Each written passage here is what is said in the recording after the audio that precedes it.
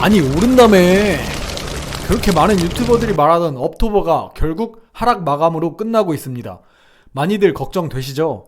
이제부터 하락 시작 아닌가? 지금이라도 얼른 익절해야 되나? 고민이 많으실 텐데요. 이 영상 끝까지 보시면 투자 판단에 큰 도움이 되실 겁니다. 그럼 시작하겠습니다.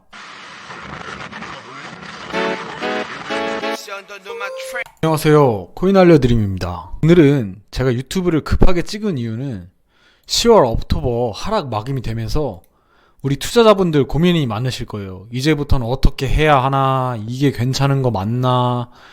이럴 때일수록 방향성 잡으셔서 올바른 투자를 하셔야 하는데요. 시간이 없으신 분들을 위해 결론부터 말씀드리겠습니다. 아직 매수는 하지 마세요. 하지만 매도 역시 시기상조입니다. 제가 보고 있는 관점의 첫 번째는 비트코인의 사이클이 파괴되었다입니다. 제가 생각하는 첫 번째 이유, 아직 하락이 시작되지 않았다. 왜냐고요? 누구나 다 아는 그런 반감기, MVRB, 그리고 사이클 같이 많은 사람들이 2024년도, 23년도 대비 현재 2025년도에는 많이 알게 됐는데요. 이거를 세력들이 그대로 떠먹여준다? 그런 건 없습니다. 이번 시즌에서 비트코인의 사이클이 기존보다 길어질 것으로 예상되고 있고, 이렇게 사이클이 길어진 이유는 아래와 같습니다. 비트코인의 시장이 이제 신흥 세력에서 손바뀜이 일어나서입니다. 바로 비트코인의 신흥 세력은 우리 개인 투자자들이 아니라 기관 투자자들, 그리고 기업 투자자들, 마이크로 스트레티지, 마이클 세일러가 있고, 그리고 미국, 중국, 또 다른 많은 나라들이 비트코인을 매집을 하고 있죠. 기존의 세력들에서 이제 월가의 ETF 세력으로 물량들이 넘어가고 있습니다. 그래서 기존 세력들의 저점에서 매집을 해서 이제 꼭대기에서 매도하는 방식이 아닌 사이클 중간에서부터 지속해서 계속 매집을 해왔어요. 그렇기 때문에 현재 비트코인을 매집한 마이크로 스트래티지, 그리고 국가들은 더 높은 가격에 매집되어 있을 수밖에 없습니다. 그 매집되어 있던 높은 세력들이 손해를 보면서 비트코인의 가격을 하락시킬 이유가 없습니다. 온체인 데이터의 수치상에서도 예상치보다 낮게 나오는 것, 제가 저번에 말씀드렸던 MVRB 10이나 7보다 더 낮게 나오는 5나 4에서 이제 고점이 형성될 거다 라고 말씀드리는 것도 이런 이유 때문이죠. 게다가 럼프 형님의 입김으로도 이미 정치적 이슈가 엄청 크죠. 비트코인의 정치적 이슈 중 트럼프의 지속적인 리딩방도 있고, 오피셜 트럼프라는 코인도 만들었습니다. 물론 정치적으로 경제적으로 자유로운 자산은 없어요. 하지만 위험 자산인 코인 역시 모든 리스크가 몰리면서 국가 간의 지정학적 이슈와 관세와 금리까지 이제 사소한 이슈에서도 이제 큰 변동성을 보여주고 있습니다. 이렇게 큰 변동성을 가지는 만큼 정치적 세력과 신흥 세력들, ETF, 그리고 국가, 이런 세력들은 명분을 만들었다면 파생 상품을 참여되는 고래들을 일부러 죽이면서 선바뀜을 일어나고 있습니다. 우리는 그런 이런 코인 시장의 분위기가 복잡하긴 바뀐 상태에서 어떤 포지션을 잡아야 좋을까요? 두 번째 관점, 비트코인 차트에서도 한번 보실 수 있는데요. 현재 비트코인의 차트에서 보면 큰 빨간색 상단 채널을 보실 수가 있습니다. 이런 큰 빨간색 채널에서 자세히 보시면 이렇게 한 번, 두 번, 세 번, 네 번 이렇게 큰 저항을 맞고 눌림 구간에 있고, 현재는 108K 부근에서 계속 왔다 갔다 해주고 있어요. 저번에도 제가 말씀드린 것처럼 108K 부근을 이렇게 횡보하다가 밟고 올라가면 상승 방향으로 시장이 갈 거고, 그렇지 못한다면 다시 하단 채널로 회귀할 가능성이 있는데요. 우리가 보시는 건 지금 현재 하락 추세로 전환됐다는 것이 아닙니다. 하지만 과열 구간에서 지금 조정이 오면서 조정이 오면서 이제 에너지를 매집해가면서 상승 에너지를 매집하는 구간일 수 있다는 거죠. 2022년도에 이제 가장 저점을 보면 대략 20K 부근입니다. 근데 이 20K 부근부터 지금까지 보면 684%의 상승이 있었어요. 근데 그 전에 17년도 불장과 21년도 불장에 비해서는 아직 저조한 이제 상승률이죠. 그렇기 때문에 고점이 오기 전에는 항상 이제 고점권에서 조정을 한 번씩 해줬습니다. 이 조정을 한 번 더 한 후에 레그업이 나타났었어요. 현재에서 이제 차트상으로 보면 단기 저항선은 122K 부근입니다. 중기적인 이제 지지선은 99K 부분이죠. 이 두 구간 사이에서 계속 왔다리 갔다리 하면서 박스권을 만들어주고 있어요. 하지만 중장기적인 부분에서는 상승선을 유지 중이에요.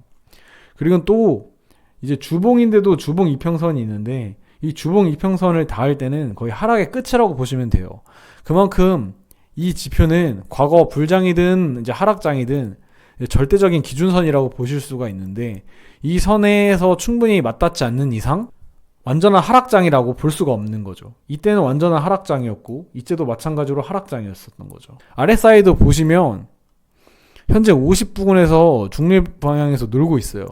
이건 지난 24년도 12월 그리고 25년도 7, 8월처럼 가열 부근이 아니라는 것을 말하죠. 그렇다고 엄청나게 하락했다, 이 부분으로도 볼 수가 없습니다.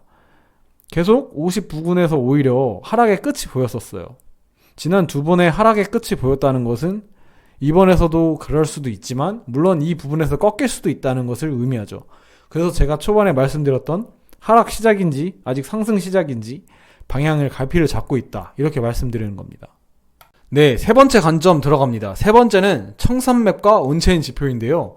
이 온체인 지표가 청산맵에서도 애매한 포지션인 상태입니다. 먼저 청산맵부터 볼게요.